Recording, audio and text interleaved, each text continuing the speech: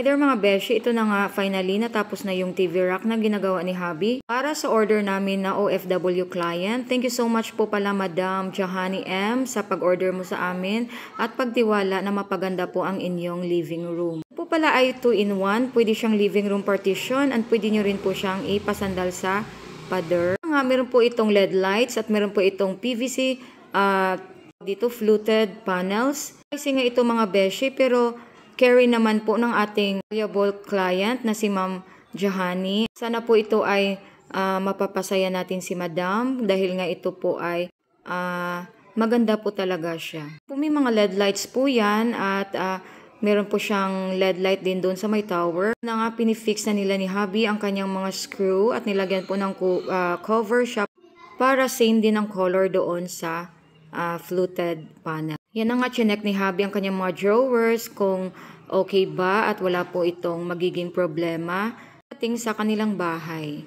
Ayan na nga po pala yung mga drawers natin ay less handle po yan at yan si Hubby masyado po siyang happy sa kanyang mga achievements na naman. Kasi he made sure na talagang walang reklamo ang aming mga clients at para paulit-ulit silang umorder.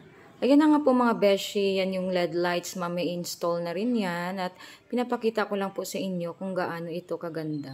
Sa gusto pong mag-order or magpa-customize din ng ganito, mag-message lang po sa akin at para mapa-customize natin kung ano ang sizes na gusto nyo at kung may sarili kayong design. Cover na rin pala yan ni Hubby ng mga cling plastic, cling wrap para hindi siya madumihan at para naman po presentable pagdating sa ating client. Ating po pala sa mga order sa amin, wag po kayo mag-alala at ito po ay ginagandahan po ito ni Hubby para ma-presentable naman at money back guaranteed po talaga ito.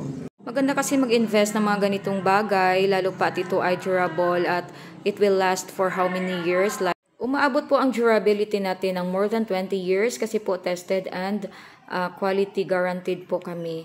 At hindi po namin basta lang gagawin ito na out of quality po. Double din po kami and thank you so much once again Madam sa pag-order until next order. Meron pa po siyang isang order sa amin na wardrobe na sa loob pa po at hindi ko po siya sinabay dito sa aking pag voice over. Ayan na po. Sa gusto pong magpa-customize once again, mag-message lang sa akin. Thank you so much and alhamdulillah.